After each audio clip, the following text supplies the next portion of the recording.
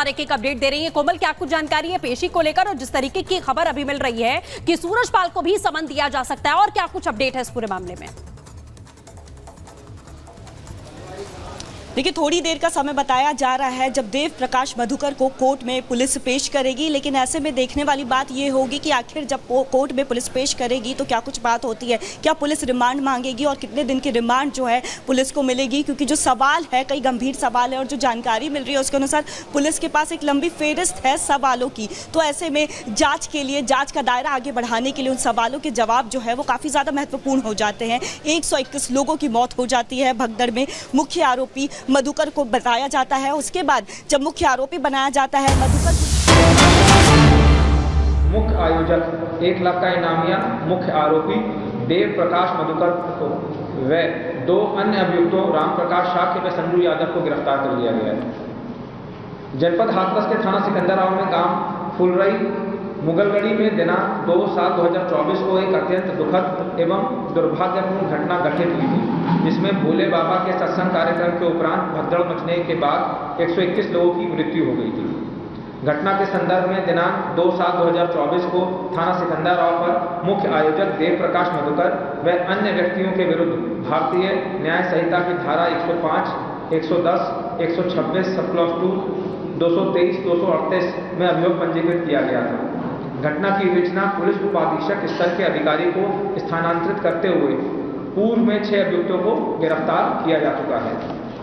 इस घटना के मुख्य आरोपी देव प्रकाश मधुकर की गिरफ्तारी हेतु तमाम प्रयास विफल होने के पश्चात अपर पुलिस महानिदेशक आगरा जोन आगरा द्वारा दिनांक 4/7/2024 को 1 लाख रुपए का इनाम घोषित किया गया था। उक्त अभियुक्त देव प्रकाश मधुकर को हाथरस की जनपदीय एसओजी द्वारा कल दिनांक 5/7/2024 को देर शाम नजफगढ़ दिल्ली से गिरफ्तार कर लिया गया है तथा थाना सिकंदराबाद पुलिस द्वारा आज दिनांक 6/7/2024 को अभियुक्त राम प्रकाश शाक्य को कैलाश कैलोरा चौराहा से तथा अभियुक्त संजू यादव को गोपालपुर कचौरी सिकंदराबाद से गिरफ्तार कर लिया गया है। प्रारंभिक पूछताछ पर अभियुक्त देव प्रकाश मधुकर द्वारा अवगत कराया गया है कि वह जनपद एटा में वर्ष 2010 से मनरेगा में जूनियर इंजीनियर के पद पे संविदा पर कार्यरत है। वह इस संगठन से वर्षों से जुड़ा हुआ है और इस संगठन के कार्यक्रम आयोजित कराना तथा संगठन के लिए फंड इकट्ठा करने का काम करता है।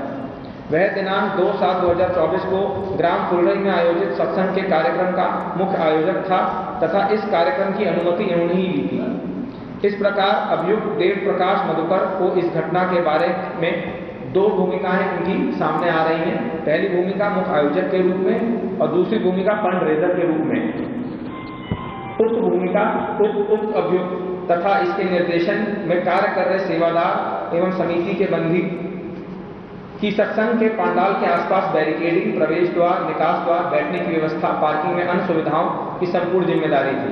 अभियुक्त देव प्रकाश एवं अन्य सेवादारों द्वारा पुलिस प्रशासन को कार्यक्रम स्थल के अंदर किसी भी तरीके के हस्तक्षेप से रोका जाता था। उक्त कार्यक्रम स्थल पर इनके सेवादार तरह तरह की वेशभूषा में कमांडोज की ड्रेस में सारी व्यवस्थाएं देखते थे। कार्यक्रम स्थल पर किसी भी व्यक्ति की वीडियोग्राफी अथवा फोटोग्राफी करने से रोका जाता था।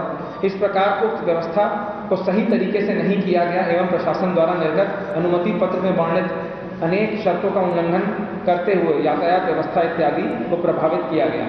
पूछताछ से यह भी स्पष्ट हुआ है कि इनके द्वारा भीड़ को संभालने का कोई प्रयास नहीं किया गया तथा सभी मौके से फरार हो गए। इस प्रकार इस अभियुक्त एवं अभियुक्त के निर्देशन के कार्य कर रहे सेवादारों, जिनमें 6 सेवादारों को गिरफ्तार किया जा चुका है, द्वारा अव्यवस्था फैलाई गई, जिसके चलते घटना घटी और कहीं जाने गई। पूछताछ में यह भी प्रकाश में आया है कि इनके और इनके सेवादारों द्वारा प्रवचनकर्ता की गाड़ी को भीड़ के बीच से निकाला गया, जबकि इनको इस तथ्य की जानकारी थी कि भीड़ से निकालने के समय चरण रज के लिए भगदड़ मचने से भयानक दुर्घटना हो सकती है।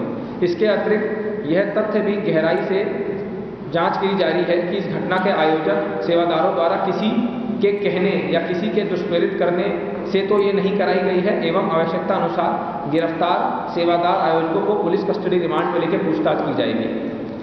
अब इनका दूसरा रोल आता है फंड रेजर के रूप में, आयोजक के रूप में।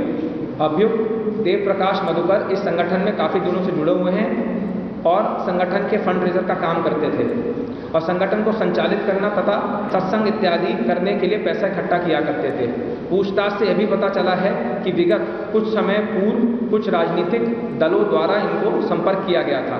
फंड इकट्ठा करने के संबंध में गहराई से जांच की जा रही है कि कहीं किसी तरीके के कार्यक्रम में इनके संसाधन कोई राजनीतिक पार्टी के द्वारा पोषित तो नहीं करे जा रहे हैं। अब तक की पूछताछ से ऐसा प्रतीत हो रहा है कि कोई राजनीतिक दल अपने राजनीतिक व निजी स्वार्थ के लिए इनसे जुड़ रहा है। अभियुक्त देव प्रकाश मधुकर से जुड़े समस्त बैंक खाते, चल अचल संपत्ति, मनी ट्रेल इत्यादि की जांच की जा रही है, जिसमें आवश्यकता अनुसार जो भी एजेंसियां हैं उनसे सहयोग लिया जाएगा। सर, इसके पास से क्या कुछ रिकवरी हुई है? पहला सवाल, राजनीतिक दल कौन से हैं जिनके संपर्क में हुए? मधुकर की गिरफ्तारी है। मधुकर की गिरफ्तारी दिल्ली से करी गई है, नजफगढ़ से करी गई है, कल देर शाम करी गई और हाथरस पुलिस ने करी है। राजनीतिक दल की जिनकी बात करें, किस किस पार्टी ने संपर्क किया? पहला। दूसरा ये कि इसके पास से रिकवरी क्या हुई है और इसके बैंक खाते वगैरह आपने चेक? अभी इनके बैंक खाते वगैरह चेक करे जा रहे हैं और इनकी मनी ट्रेल निकाली जा रही है। उसके बाद जो भी राजनीतिक दल अपने निजी या राजनीतिक कारणों से इनसे जुड़ रहा है, उनके खिलाफ कठोरतम से कठोरतम कार्रवाई की जाएगी।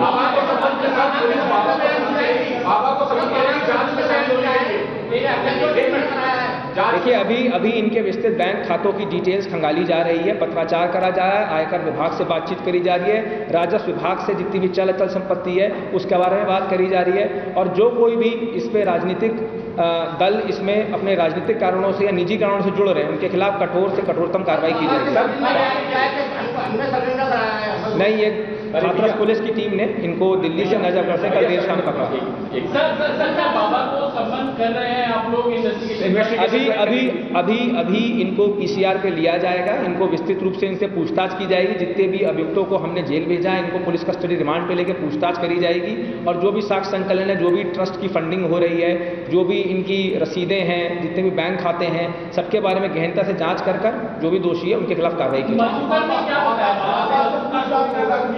अभी इनको पीसीआर पे लेके जो भी आगे ये बताएंगे उसमें आगे कार्रवाई की। सर, जब घटना हुई तो उसके बाद क्या मधुकर ने बाबा को फोन करके 11 मिनट बात की? अभी इसके बारे में इनको पीसीआर लेके तब बातचीत होगी। इनके सीडीआर का खंगाले जा रहे हैं, इनकी जो भी आईपीडीआर हैं, सीडीआर से उनको खंगाला जा रहा है और उसके बाद जो भी बाबा का भी हाथरस से निकलने अभी इनकी लोकेशन ट्रेस कर रही है। हमारी सर्विलेंस टीम लगी हुई है। जो भी इनके कॉल डेटा रिकॉर्ड्स हैं उनको खंगाला जा रहा है, वो विवेचना के पार्ट है। सर, एक सवाल और, वकील ये बोलते हैं कि बीमार थे, क्या कुछ मेडिकल हिस्ट्री निकल कर? सर, मेडिकल हिस्ट्री निकल के आई है सामने? अभी तक इनको गिरफ्तार करा गया है। इनको कहीं अस्पताल से गिरफ्तार नहीं करा गया। दिल्ली में इनको नजफगढ़ से रास्ते से गिरफ्तार करा गया है और हाथरस पुलिस की एसओजी टीम ने ही गिरफ्तार करा। सर, 2 मिनट दे दीजिएगा सर।